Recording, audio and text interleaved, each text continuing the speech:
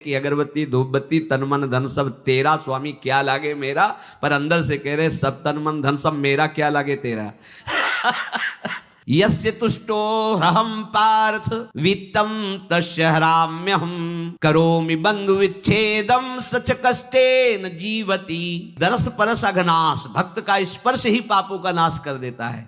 मैं तो अनाथ हूं, श्री कृष्ण के सिवा कोई मेरा है नहीं, मैं किसको पुकारूं। एक महाभागवत अनन्य भक्त श्री चंद्रहास जी महाराज, उनके पावन चरित्र का अपने लोग श्रवण करते हैं, इससे भक्ति बहुत घनीभूत होती है। केरल देश में एक परम मेधावी सुधार्मिक नाम के राजा राज्य करते थे। धर्म पूर्वक चलना, प्रजा का पालन करना और भगवान नाम जप करना, शास्त्र विधि से बिल्कुल कभी प्रतिकूल एक भी आचरण जीवन में नहीं किया। तो उनके यहाँ महाभागवत चंद्रहास जी का प्रादुर्भाव होता है। भगवान के भक्तों का जिस कुल में प्रादुर्भाव होता है, वो कुल, वो ग्राम, वो नगर, वो देश परम पूजनीय हो जाता है। ये महाभाग्यशाली मूल नक्षत्र में प्रकट हुए। लौकिक में अमंगल माना जाता है और भाव में देखो तो मूल कौन है नक्षत्र? भगवान। ऊर्ध्व मूल मधा शाखा मुसत्थम प्राहुरभ्यम, सबके मूल कौन है? श्री भगवान। किस नक्षत्र में पैदा हुए? मूल में, भगवत स्वरूप। और लोक में माना जाता है कि मूलन में पैदा हुआ है लड़का, अमंगल है, कुछ नष्ट ही होगा, संसार बड़ा विचित्र है। जैसे बालक रोता है ऐसे उनकी आवाज में निकला कृष्ण कृष्ण। बड़ा आनंद हुआ सुधार्मिक राजा को कि हमारे कोई महाभागवत पधारा है, क्योंकि ये भजन करके पूर्व जन्म में ऐसी भागवती की स्थिति प्राप्त की कि अबोध अवस्था में ही श्रीमुख से कृष्ण नाम निकल रहा है, आनंद उत्सव मनाया जा रहा है। राजा है, राजकुमार प्रकट हुआ, और दूसरी बात वो स्वयं भक्त है, और भगवान का ऐसा भक्त जो जन्म लेते ही कृष्ण नाम उच्चारण किया। ये आनंद ज्यादा दिन टिका नहीं। रोज बधाइयां हो रही, आनंद उत्सव मनाए जा रहे। शत्रु पक्ष के राजाओं ने मिलकर कहा यही अवसर है, आक्रमण कर दिया जाए, और केरलाधिपति का सब पूरा महल घेर करके कोई एक भी न बचने पावे। शत्रु पक्ष के राजाओं ने घेर लिया, आसपास से राजा और सैनिकों ने घेर लिया। अब वो असावधान थे, आनंद में पुत्र हुआ है, बधाइयां, कोई संभावना ही नहीं थी। गुप्त रूप से शत्रु पक्ष के राजाओं ने आक्रमण करके घेर लिया। अब राजाओं की कई सेनाएं और इनकी असावधानी पूर्वक आनंदमयी वृत्ति में कोई पहले से पता हो तो तैयारी करते, तत्काल आक्रमण को रोकने का प्रयास किया, पर असफल रहे। इनके सैनिक भी मारे गए, राजा भी मारे गए, राजमहल को घेर लिया गया, कोई भी एक भी बच के न जाने पावे। तो राजमाता जिनसे चंद्रहास जी का प्रादुर्भाव हुआ था, उन्होंने धाय मां को कहा कि मेरे पुत्र को बचाने में तुम समर्थ हो, मेरे तो प्राण नहीं बचेंगे, अगर ये लोग नहीं मारते तो मैं अपने पति के शव के साथ सती हो जाऊंगी। पहले ऐसी धार्मिक निष्ठा माताओं बहनों में होती थी कि धाय मां ने विचार किया कैसे बचा सकती हूँ, आसपास तो सब सैनिक घेरे हुए हैं। तत्काल उसने विचार किया कि अगर हम इनको राजकुमार की तरह ले जाती है तो हमें भी मारा जाएगा और इनको भी मारा जाएगा। देखो कितनी विपत्ति जन्म लेते हैं। कोई प्रश्न कर सकता है कि महाभागवत जिनके घर में प्रकट हो तो वहां धन वैभव सुख संपत्ति बढ़नी चाहिए, यहाँ तो जन्म से ही जैसे वहां माता पधार, ये क्या है? तो श्री भगवान स्वयं कह रहे हैं यस्य तुष्टो रहम पार्थ वित्तम तस्य हराम्यहम करोमि बंधु विच्छेदम सच कष्टेन जीवति। हे अर्जुन, मैं जिस पर बहुत प्रसन्न होता हूँ। आप अपने ऊपर भगवान को बहुत प्रसन्न करना चाहते हैं? बहुत प्रसन्न करने में ये है, देख लो। कह रहे जिस पर मैं बहुत प्रसन्न होता हूँ, सबसे पहले उसका ऐश्वर्य नष्ट करता हूँ। फिर क्या करता हूँ? फिर बंधु बांधवों का। फिर क्या करता हूँ? असाध्य रोग उसके शरीर में। बोले महाराज ये तुम प्रसन्न हुए हो कि पूरे के पूरे नाराज हो गए हो? बोले यही मेरी प्रसन्नता है। क्या? माया का नाश। अब एकमात्र भरोसा केवल भगवान का, दूसरा कोई नहीं। ये सबको पसंद नहीं आएगा। सब तो उस भगवान की भक्ति चाहते हैं कि अगरबत्ती धूप बत्ती तन मन धन सब तेरा स्वामी क्या लागे मेरा, पर अंदर से कह रहे सब तन मन धन सब मेरा क्या लागे तेरा। ऐसे तो चलेगी भक्ति। लेकिन कई बार सत्संग में पीछे धाम में कहा था कि भगवान को रिझाकर लोक मांगोगे तो चैन से रह लोगे, और अगर उनसे प्यार करने की बात मन में ठानी कि बस मुझे केवल आपकी आंखों में आंखों को मिला करके जीवन व्यतीत करना है, मुझे और कुछ नहीं चाहिए, तो फिर लाडले आपको दुशरिहा का कोई आश्रय रहने नहीं देंगे। ध्यान रखना, जितने दुशरिहा होंगे तो ये बर्दाश्त हो तो कदम आगे बढ़ावे।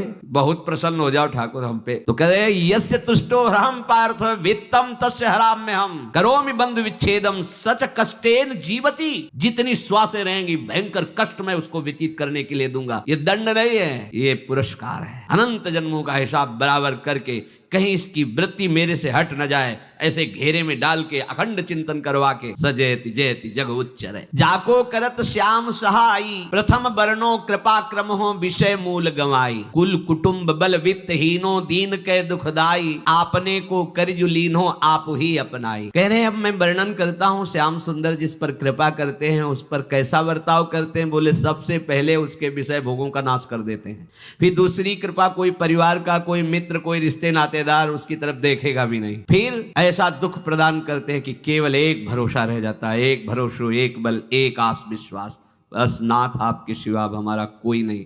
बस वहीं से जो चमत्कार प्रकट होता है, त्रिभुवन में कोई उसकी समानता नहीं कर सकता जिस पर ठाकुर की कृपा है। पर इस कृपा को हजम करने के लिए इसीलिए संत संग किया जाता है कि पहले से वो तैयार कर देते हैं। जैसे आर्मी की ट्रेनिंग होती है ना, ट्रेनिंग के बाद भी बॉर्डर में लगाया जाता है, ऐसे ही संतजन ये ट्रेनिंग देते हैं। अब जो टिके तो टिके, नहीं तो घर बैठे जाके, अगर टिक गया तो गुरु मेहरबान तो चेला पहलवान, भगवान भी परास्त नहीं कर सकते। उसमें ऐसी सामर्थ्य आ जाती है कि हर प्रभु के द्वारा दिए गए विधान को हंस करके स्वीकार कर लेता है। और ऐसा नहीं कि उसको कष्ट होता है, ये लोक भाषा में भगवान कह रहे हैं सच कष्टेन जीविता, नहीं तो जिस चिदानंद में वो सुख भोगता है वो ब्रह्मा को भी नहीं प्राप्त है जो भक्त को प्राप्त होता है। भक्त का वैभव दिव्य होता है, चिदानंद में होता है। ये तो पापियों के पास भी वैभव है, रुपया पैसा कुटुंब परिवार, भगवान के दास के पास जो वैभव होता है वो अचिंत्य है, तुम चिंतन भी नहीं कर सकते ऐसा वैभव होता है। धाय माने सेविका का रूप तत्काल लिया, जैसे पोछा झाड़ू लगाने वाले, और कुछ दोने पत्तल डाले, उनके नीचे चंद्रहास जी को डाला, ऊपर से करके ऐसे माथे पे रख के निकले। सैनिकों ने पूछा इसमें क्या है, तो उनका राजघराने के दोने पत्ते जूठे दिखा, ऐसे नीचे किया तो देखा सब ऊपर जूठन पड़ा। हाँ चल निकल जल्दी भाग यहाँ से निकल। बस वो भागी, बचा ले गई। वो कुंतलपुर पहुंची और वहां के जो मंत्री दृष्ट बुद्धि थे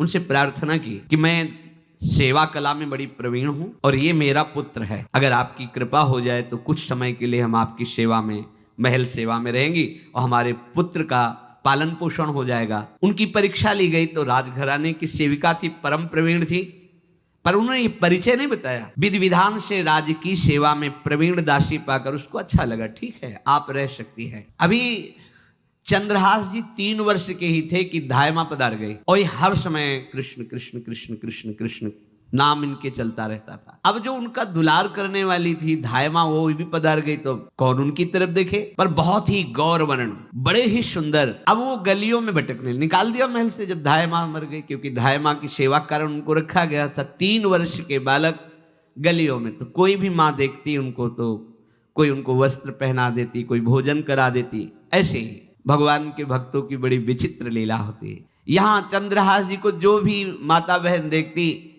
कुंतलपुर के गलियों में, तो कोई वस्त्र, कोई स्नान करवा देती, कोई काजल लगाती, कोई भोजन पवा देती। परमहंसों जैसा जीवन कट रहा है। कृष्ण कृष्ण कृष्ण कृष्ण। 14 भुवनों में जिनकी अव्याहत गति है, जो सबको देखते रहते हैं, श्री देवर्षि नारद जी। ये कृष्ण कृष्ण बोलता है बालक और इसका हरि के सिवा कोई नहीं। तो एक दिन एकांत में बैठे हुए थे बालक चंद्रहास जी, नारद जी पधारे हैं, भाई जी से मिले हैं। स्वप्न में कितने महापुरुष मिलते हैं जो भजन ठीक से करते हैं, ये बड़े बड़े महापुरुष आकर के उपदेश करते हैं। ये त्रिकाल सत्य हैं, कोई ऐसा नहीं है कि ये कहानी हैं, अभी हैं। जहां आप भगवत चिंतन करेंगे तो आपको परिचय बड़े बड़े महापुरुषों का मिलने लगेगा। नारद जी आए तो देखा आंख बंद किए हुए चंद्रहास जी कृष्ण कृष्ण कृष्ण कृष्ण कृष्ण ऐसा उच्चारण कर रहे हैं। त्रिकालज्ञ सर्वज्ञ नारद जी ने देखा कि ओहो इतना छोटा बालक और कृष्ण कृष्ण बोल रहा है। नारद जी ने स्पर्श किया दुलार करते हुए, सुनो आंख खोलो। आंख खोल के देखा श्री देवर्षि नारद जी ने कहा देखो हम तुमको एक अमोघ वस्तु देते हैं, और एक छोटी सी शालिग्राम की इतनी बड़ी शिवगह शालिग्राम का जो वो दिया। बोले धो के पी लेना और दिखा के पा लेना, यही तुम्हारी सेवा पद्धति है। अर्थात स्नान करा दिया और जो तुम्हें मिले इनको अर्पित। तो उन्होंने विचार किया कि धोने के लिए, स्नान कराने के लिए पात्र चाहिए, भोग लगाने के लिए पात्र चाहिए। तो जैसे कोई पान की बीड़ी नहीं, तो ऐसे कपोल में शालिग्राम को रखे रहते हैं। कोई पात्री नहीं, कोई सिंहासन ही नहीं, यही धुल गए, चरणामृत अंदर जा रहा, जब पाएंगे तो यही पा लेंगे साइड में ऐसे करके, फिर निकाल के दो। यहाँ कपोल में रखते हैं छोटे से शालिग्राम चंद्रहास जी। और उपदेश किया भगवान के मंत्र का। जब कोई भगवत प्राप्ति के लिए चलता है तो भगवान ही गुरु रूप से प्राप्त होते हैं, वहां तक तुम्हें पहुंचा देते हैं या उन महापुरुष को आपसे मिला देते हैं। जब कोई भगवत प्राप्ति के लिए जहां चलता है तो ये भगवान अपनी तरफ से कृपा करते हैं। ये दृष्ट बुद्धि के जो महल में धायमान ने इनका आश्रय स्वीकार करवाया था, उसके एक पुत्र थे मदन जी, वो बड़े भागवत थे, और एक पुत्री थी जिसका नाम था विषया, वो बड़ी सुंदर थी, अभी छोटी अवस्था की थी। मदन जी का स्वभाव था भक्तों को भोजन पवाना। भगवत भाव के जन होते हैं, उनके हृदय में ऐसा उत्साह होता रहता है कि जो वैष्णव हैं, संत जन हैं, इनको भोजन पवाने का मतलब श्री भगवान को भोजन पवाना। भक्तमाल में भी वर्णन है कि जैसे गर्भवती माँ को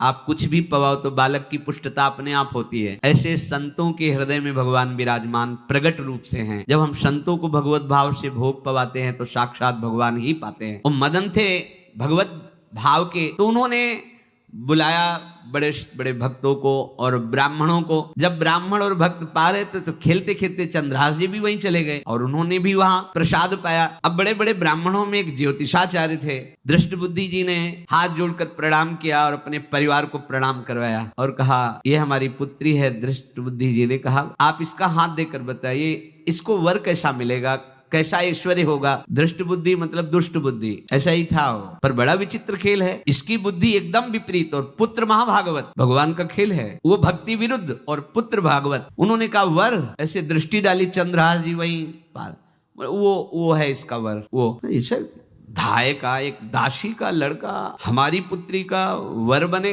बोले शायद आपने ध्यान पूर्वक रेखा नहीं देखी, वो हम देख लिए, यही है तुम्हारी पुत्री का वर।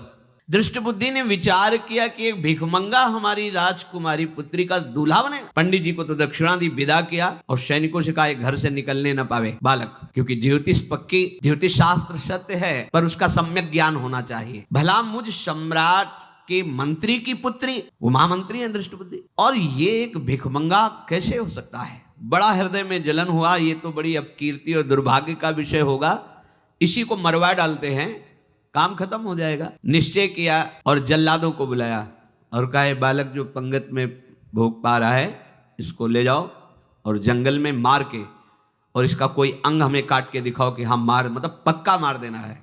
क्योंकि वो इतने सुंदर थे, इतने सुशील थे, इतने प्यारे लगते थे कि कोई भी मारने के लिए तैयार। इसीलिए उसने शर्त रखी इनका अंग काट करके हमको प्रमाण में दिखाया जाए कि मार दिए गए हैं। चांडालों ने हाथ पकड़ा, चंद्रहास जी को ले गए। चंद्रहास जी का स्पर्श करते हुए उनको ऐसा दुलार होने लगा हृदय में जैसे माँ को अपने बच्चे से दुलार होता है। स्पर्श करते, दरस परस अघनाश, भक्त का स्पर्श ही पापों का नाश कर देता है। वो दो जल्लाद आपस में कहने लगे भाई जीवन हो गया लोगों को मारते हुए, कभी कोई पुण्य का काम नहीं। ये देखो भक्त संग का प्रभाव। इस सुकुमार विशाल नेत्र, कैसा सुंदर बालक जो हमारे चित्त को चुरा रहा है, इस दुष्ट बुद्धि मंत्री ने आदेश किया मारने का। भला इससे क्या बिगाड़ा इनका, क्यों मारना चाहता है। देखो वैसे तो महापापी है ही हैं, क्योंकि जल्लाद घर में जन्मे हैं, पूर्व जन्म के पापों के अनुसार इस जन्म में न जाने कितनों को हमने काटा है। पर पता नहीं क्या हो रहा है, मेरे हृदय में ऐसी हिम्मत नहीं आ रही कि इस बालक को मैं मार सकूं। दूसरे ने कहा फिर अगर उसको तुम नहीं मारोगे तो तुम मारे जाओगे, कुछ तो करना पड़ेगा। नहीं नहीं, इस छोटे से बालक से क्या किसी को नुकसान। एकांत जंगल में ले गए और कहा तुम जानते हो हम तुम्हें किस लिए लाए हैं। चंद्रहास जी बालक थे, 5 वर्ष की आयु अब हो गई थी। तो उनका मुझे पता नहीं कि आप क्यों लाए हैं। बोले हम जल्लाद हैं, तुम्हें मारने का हुक्म दृष्ट बुद्धि ने दिया है, मारना तो पड़ेगा ही तुम्हें। हमारी इच्छा नहीं कि मारें, पर हम तुम्हें अंतिम बात पूछते हैं, तुम्हें कुछ भी पसंद हो, कुछ भी, तो तुम कहो हम तुम्हारे लिए ला के देंगे, जो तुम्हें चाहिए बोलो, पर हमें वध करना पड़ेगा तुम्हारा। तो उनका मुझे कुछ और नहीं चाहिए, बस थोड़ा सा समय चाहिए। यदि आप मारना ही चाहते हो तो थोड़ा हमारी पूजा है हम कर लें, इसके बाद मार लीजिए। आपको तो बल है, अस्त्र हैं, मैं तो बालक हूं। उनका हाँ हम तुम्हें समय देते, तुम किसी को पुकार भी सकते हो, जो तुम करना चाहो कर सकते हो। चंद्रहास जी का मुझे मृत्यु का भय नहीं, बस कुछ समय दे दे। पूरा महाभारत हो गया था, टिटिहरी के अंडे नहीं फूटे थे। वहीं एक टिटिहरी का, तो टिटिहरी एक पक्षी होती है ना, टे टे करके उड़ती है, तो उसके अंडों के ऊपर एक हाथी का घंटा हो गया, गिर गया ऐसे। सब पूरा महाभारत में सब नष्ट भ्रष्ट, वो अंडे वैसे सुरक्षित। तो जो प्रभु भारत युद्ध में राखे भरही अंड, सोई मुंह को राखे जो राखत ब्रह्मांड। मैं तो अनाथ हूं, श्री कृष्ण के सिवा कोई मेरा है नहीं, मैं किसको पुकारूं? मेरा आश्रय तो एकमात्र वही प्रभु हैं। और निकाला शालिग्राम, यही सिंहासन है शालिग्राम का। भगवान के भक्तों की अपार महिमा है। क्या सेवा, वहां कोई पंचपात्र गंगा जल सब थोड़ी है, लेकर बस आंसुओं से अभिषिक्त कर रहे हैं। प्रभु मुझे तो कोई ज्ञान नहीं कि आपकी सेवा कैसे की जाती, मैं तो अपने मुख में ही आपको रखता हूं। अब मेरे जीवन का अंत होने जा रहा है, बस मैं यही प्रार्थना करता हूं कि मैं आपके ही समीप पहुंचूं, आपका ही स्मरण करूं, आपसे कभी विलग न हूं, एक भी वृत्ति आपसे कभी विलग न जाए। श्याम सुंदर मुरली मनोहर ललित त्रिभंगी ध्यान करते हुए आंख खोली और इशारा किया, काट दो मुझे। जल्लादों ने जब देखा आंसू चल रहे हैं ऐसा, वो बैठ गए अस्त्र रख के और कहने लगे, भाई तुम मुझे मार दो, भले भले वो दृष्ट बुद्धि मुझे, मैं इस बालक को नहीं मार पाऊंगा, मेरी हिम्मत नहीं। अब कुछ भी हो, मेरा वध हो जाए, पर मैं इस बालक को, गिरे मुरझाई दया आई कछु भाए भरे, ढरे प्रभु और मति आनंद शोभिनी है, हुती छठी आंगुरी सो काट लई दूषण हो, भूषण ही भयो जाई कहीं सांच चीनी है। जब नेत्र का इशारा हुआ कि वध कर दो, तो जो बधिक मारने के लिए आए हत्यारे थे वो आनंद से एकदम प्रफुल्लित हुए और कहा, मैं नहीं मार पाऊंगा तुम्हें। तो एक ने कहा, देखो एक उपाय मुझे दिखाई दे रहा है, इस बालक में विशेषता तो है ही, पर इसके पैरों में देखो, बाएं पैर में एक छठी अंगुली भी है, किसी किसी को होती है। गांव में तो कहते छंगू या छंगा, जिसे होता है ना गांव में, और ये छंगा मतलब 6 अंगुली के। बोले इसको अगर काट लेते हैं तो प्रमाण भी सत्य, जिसकी कसम खवाएगा मैं खा लूंगा कि ये चंद्रहास जी के है और मैं मार दिया। और कौन इस बालक को ढूंढेगा, जंगल में छोड़ देते हैं, अपनी तो सामर्थ्य नहीं।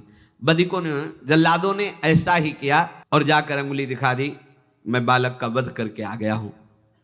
उनको यह कि लाखों बार इन्होंने वध किया तो संशय का कोई रिश्तेदार थोड़ी है, वो तो बालक है, उसको मारने में क्या, हाँ ठीक है मार दिया गया। अब वो जो चले गए तो अंगुली जो कटी थी उससे रक्त प्रवाह हो रहा है। कृष्ण कृष्ण जगन्नाथ वासुदेव जनार्दन, हे कृष्ण हे जगन्नाथ हे वासुदेव हे जनार्दन, ऐसे नाम उच्चारण करते हुए मूर्छित हो रहे हैं चंद्रहास जी। वो छोड़ करके जल्लाद चले गए। चंद्रहास जी भगवान का स्मरण कर रहे हैं, तो जितने जंगल के मृग हैं वो सब मंडलाकार घेर के ऐसे। एक हुमा नाम का पंछी होता है, अगर उसके पंखे की छाया पड़ जाए तो चक्रवर्ती सम्राट का वैभव प्राप्त होता है। और वो भीड़ की भीड़ पक्षी आकर चंद्रहास जी के ऊपर ऐसे घेरे हुए हैं, आसपास मृग मृगी मृग शावक सब घेरे हुए हैं। बीच में चंद्रहास जी कृष्ण गोविंद दामोदर माधव ऐसे उच्चारण कर रहे हैं। जो भगवान के चिंतन में मगन रहना अपना स्वभाव बना लेता है, तो देखो ऐसे हत्यारों के हृदय में भी दया गई, क्योंकि दया समुद्र भगवान का स्मरण जो करते हैं उनमें ऐसी महामहिम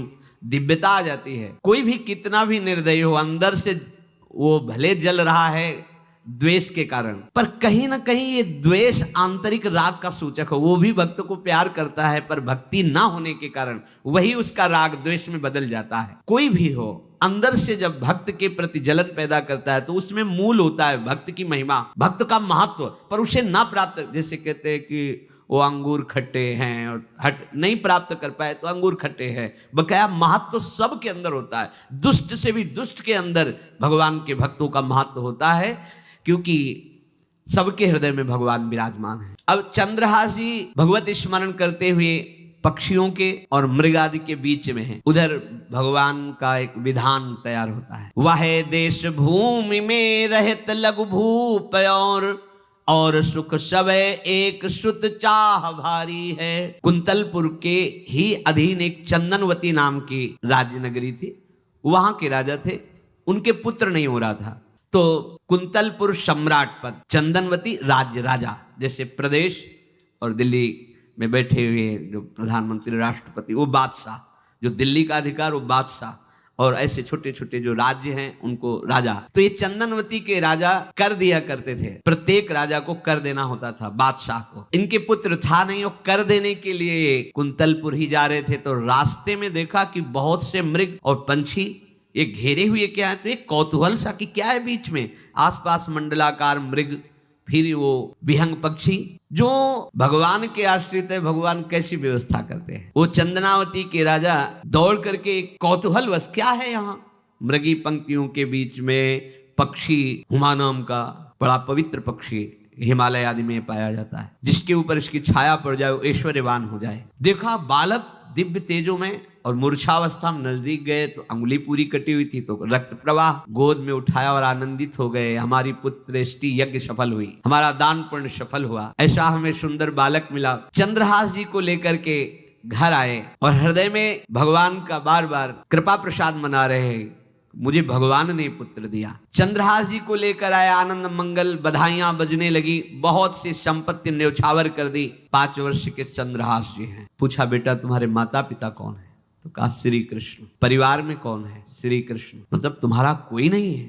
नहीं है, श्री कृष्ण। समझ गए कि भगवान ही हमें कृपा करके ऐसे महाभागवत पुत्र को दिया। और है कौन? वास्तविक कोई नहीं, श्री कृष्ण के सिवा। बड़ा उत्सव मनाया और अपने राज सिंहासन का अग्रिम अधिकारी युवराज पद चंद्रहास जी को। अब तो पूरे राज्य में आनंद की वर्षा हो रही। राजा मन में विचार कर रहे हैं कि ऐसा प्रतापी भक्त हमारे यहाँ आया है, अब हमको किसी को कर देने की जरूरत नहीं। तो जो हर महीने वर्ष में जो बंधा हुआ कर था उन्होंने नहीं दिया।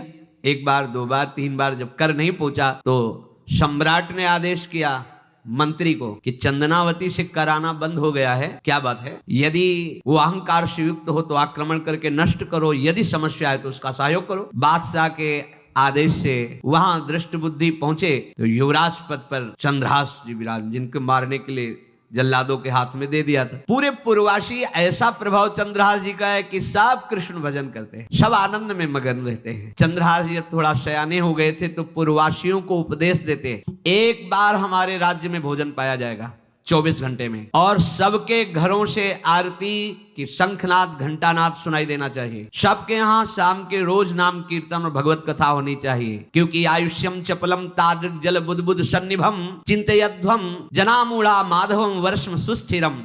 भाइयों, ये आयु बड़ी चंचल है, कब शरीर छूट जाए पता नहीं, पानी का बुलबुला कब फूट जाए कोई पता नहीं। इसलिए माधव श्री कृष्ण का नाम कीर्तन, उनकी आरती पूजा, उनका ध्यान और 1 टाइम भोजन पूरे नगर में। अब सोचो कितना भक्ति का प्रभाव होता है।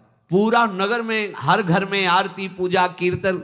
चक्रवर्ती सम्राट के लक्षण स्वाभाविक चंद्रहास जी में प्रकट होते थे। अब दृष्ट बुद्धि जब वहां गया, देखा युवराज पद पर, पहचाना कि वही बालक है, ये तो चंद्रहास है, क्योंकि काफी समय तो महल में ही रहे थे धाय मां के साथ और अच्छे से पहचान थी। अब उन्होंने विचार किया कि ये तो बहुत अनिष्ट हो गया, हमने तो मारना निश्चित किया था और जल्लादों ने इसको छोड़ दिया और अब तो ये राजा का राजकुमार बन गया। तो राजा से कहा कि पहली बात, युवराज पद पर बैठालने के पहले तुम्हें सम्राट को सूचना देनी चाहिए थी। दूसरी बात, अभी तक तुमने कर नहीं दिया। जानते हो कि अगर सम्राट का भाव बदल गया तो 1 क्षण में तुम्हारे राज्य को नष्ट कर दिया जाएगा। तो राजा ने हाथ जोड़कर चंद्रनावती के राजा ने कहा, महाराज आप ही अब हमारी रक्षा कर सकते हो। तो उसकी दृष्टि चंद्रहास पर थी, इसको मरवाना है, क्योंकि पंडित ने बताया था यही पति बनेगा। अरे तो अब तो आनंदित होना चाहिए कि अब तो राजा बनेगा, अब तो बढ़िया है। लेकिन चंद्रहास जी को यदि आप सम्राट के पास भेज देते हैं और सम्राट निश्चित प्रसन्न हो जाएंगे चंद्रहास को देख के, तो वो तुम्हारे इस अपराध को क्षमा कर देंगे। युवराज पद दे दिया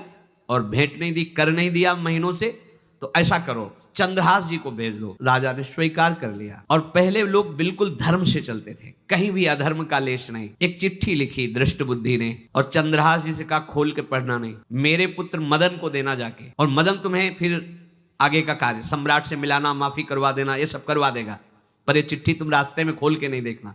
और वैसे भी किसी का पत्र खोल के देखने का धर्म नहीं कहता। अगर कोई पत्र दे तो ये नहीं कि इसमें क्या लिखा है, नहीं, या तो हिम्मत नहीं है, इतनी धैर्य नहीं है तो मत लो।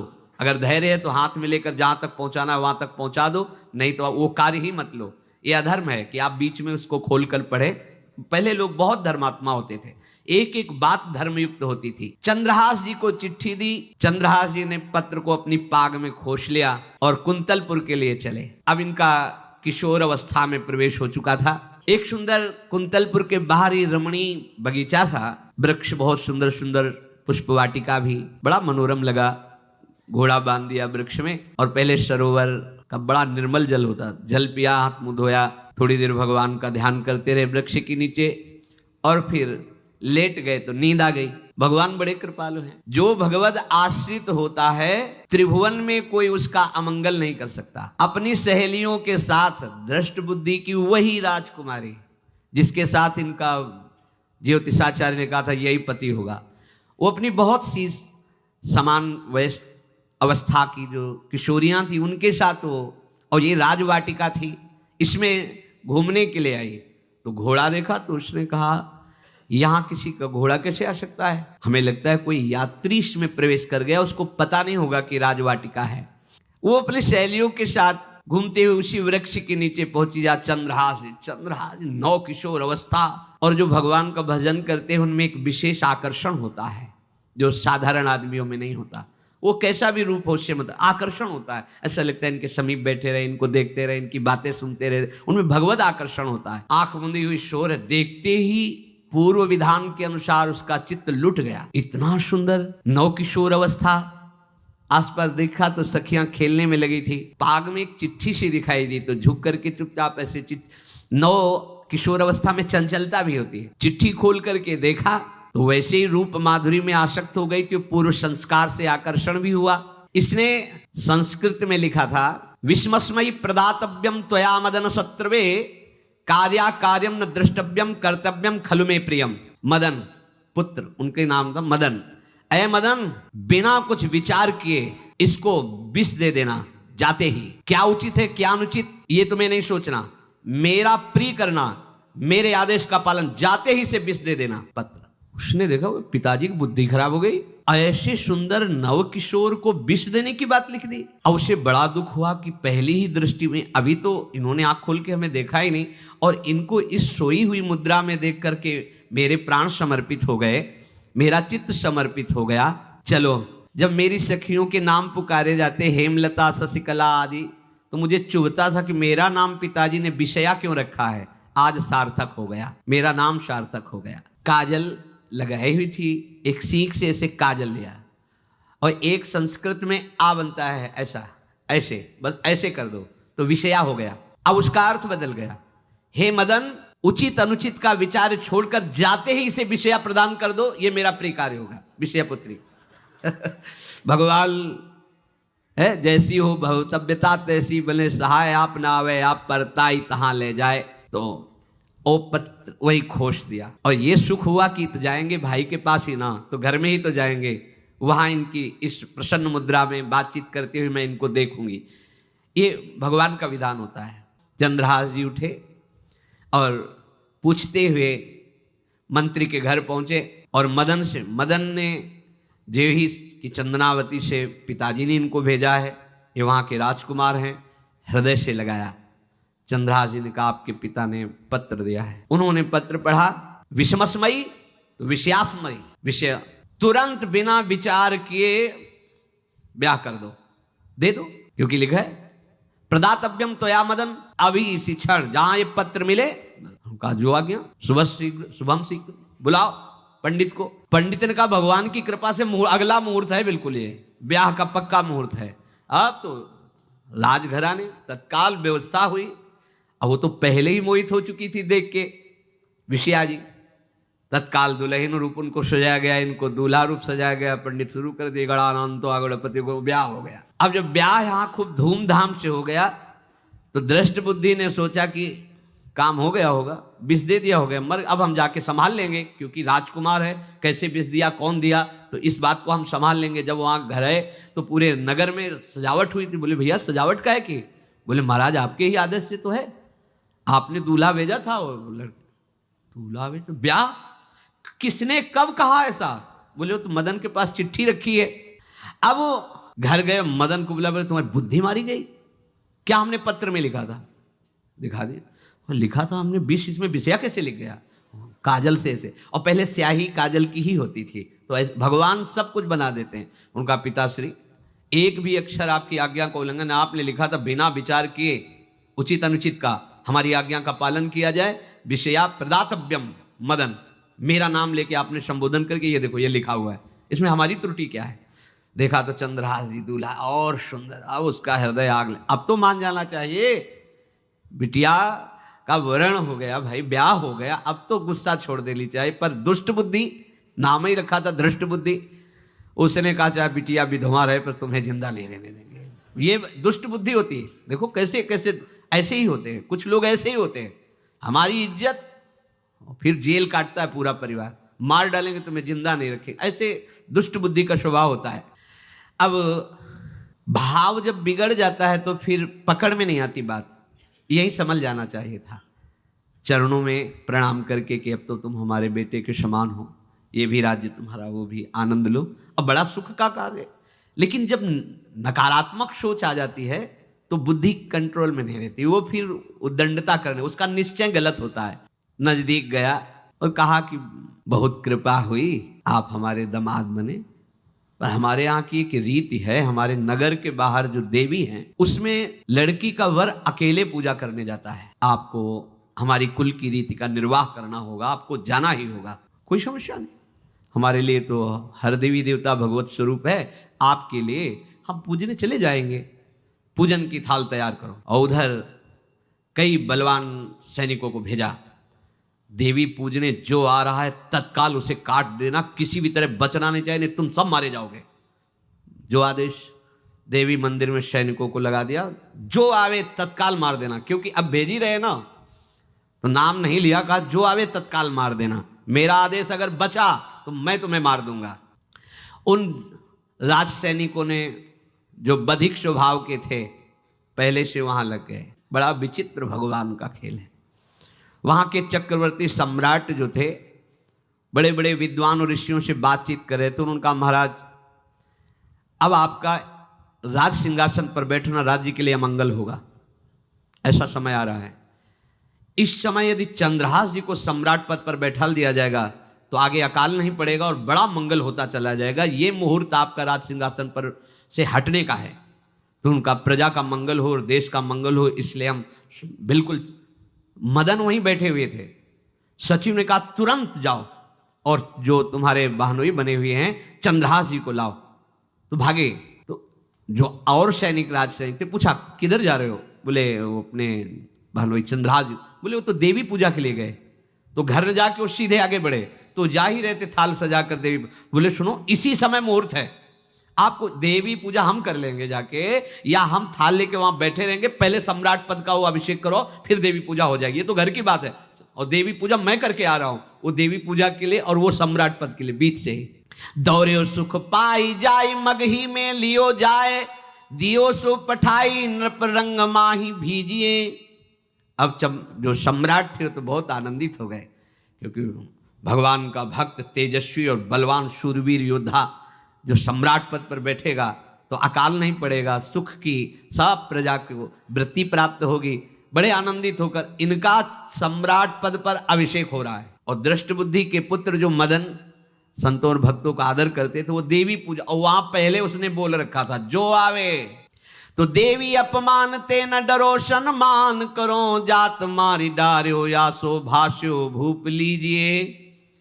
चंद्रहास जी का सम्राट पद पर अभिषेक और मदन जी का देवी मंदिर में प्रवेश, और सैनिकों ने काट के फेंक दिया मदन को। ये जो पे कृपा रघुपति कृपाल की, बैर और की कहा सरे, होई न बाको बार भगत को, जो कोई कोटि उपाय करे। गोस्वामी तुलसीदास लिख रहे, भगवान का कृपा पात्र जो भक्त है, किसकी ताकत है कि उससे बैर कर सके। चाहे कोई त्रिभुवन में हो, भक्त का बाल बांका नहीं कर सकता, चाहे करोड़ों करोड़ों उपाय कर ले।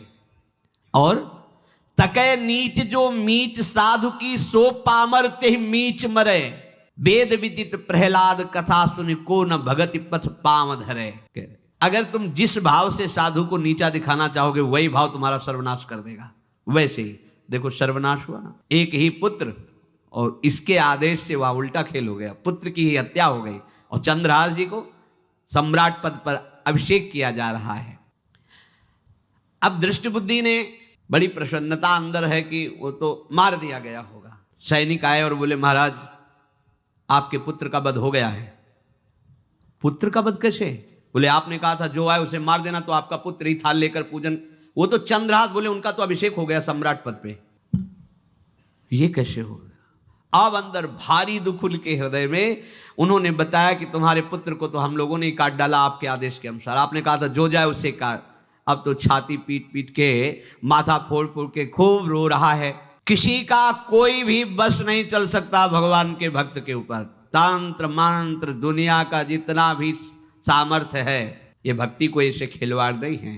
अब वो बार बार मैं कितना भागी, हाय मैं कितना भागी, अपने पुत्र को ही मरवा दिया, ये हाहाकार करके रो रहा है। चंद्रहास जी ने जब सुना तो उन्होंने कहा अरे मृत्यु तो मेरी निश्चित थी, फिर मदन भैया को वो मेरी मृत्यु प्राप्त हुई। नहीं नहीं, ऐसा नहीं हो सकता, मैं अभी जाता हूं। वहां गए तो देखिए सब कटे, अंगों को रखा, भगवान का ध्यान करते हुए स्मरण करते से हाथ फेरा, उठ के बैठ गए। अब ये घटना तो उनको पता नहीं थी, दृष्ट बुद्धि को उन्होंने खोपड़ी फोड़ करके अपनी हत्या कर ली। उनको जिला के आए तो फिर उनको जिलाया और कहा पिताजी अब कृष्ण कृष्ण जपो। अब उनकी बुद्धि शुद्ध हुई और भगवान का आश्रय लेकर के वो अपने जीवन को भगवत भक्ति में बनाए। तो जो भगवान का भक्त है उससे द्रोह करने वाले को भी परम मंगल ही देते हैं भक्त। पर भक्ति में अनन्यता की आवश्यकता है। प्रारंभ इहलोक परलोक के सारे सुखों को भगवान के चरणों में समर्पित करके किसी व्यक्ति वस्तु स्थान का आश्रय नहीं होना चाहिए।